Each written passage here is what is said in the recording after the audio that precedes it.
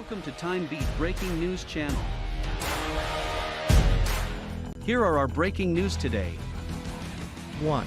Ex-CIA Chief Panetta leases shocking news about Russian hackers. 2. When the next pandemic hits, some state officials will meet some difficulties.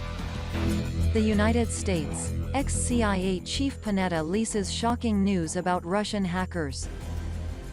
Former CIA Director Leon Panetta has called the Russian hackers responsible for recent crippling cyberattacks terrorists, as the Biden administration ramps up efforts to stop the intrusions. From my point of view, they're terrorists.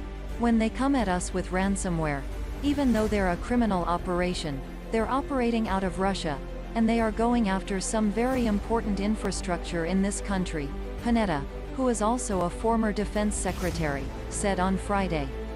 And yeah, they're doing it for money. But it is weakening the United States every time this infrastructure gets impacted. The remark comes in the aftermath of devastating cyberattacks carried out by a criminal group of hackers based in Russia. Colonial Pipeline, which supplies roughly 45% of the fuel on the East Coast, temporarily ceased operations last month after a ransomware attack by a Russian-based criminal group targeted some of its data.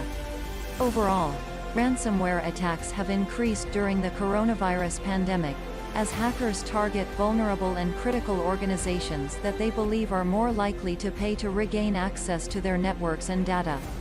In response to the intrusions, the Justice Department announced this week that investigations into ransomware attacks will be given the same priority as investigations into terrorist attacks.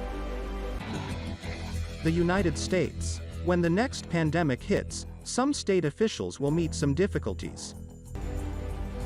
Several Republican governors have seen lawmakers from their own party limit their emergency powers in recent months, in response to highly partisan complaints about masks, business closures, and other pandemic preparedness measures. The National Conference of State Legislatures has tracked more than 300 bills related to legislative oversight of executive authority on COVID-19 in 47 states and U.S. territories. According to a recent report from the Network for Public Health Law and the National Association of County and City Health Officials, at least 15 state legislatures have passed or introduced bills to limit governors' or local governments' public health authority. Politics has shaped public opinion in the aftermath of the pandemic. Former Republican President Donald Trump downplayed the threat, even after contracting and being hospitalized with the coronavirus. Trump's initial suggestion that the country could be back to normal by Easter 2020 sparked a barrage of demands, many of which came from his supporters. Republican Governor Mike DeWine of Ohio, for example, received early bipartisan praise for taking the pandemic seriously and issuing public health orders aggressively. However, DeWine was eventually targeted by protesters.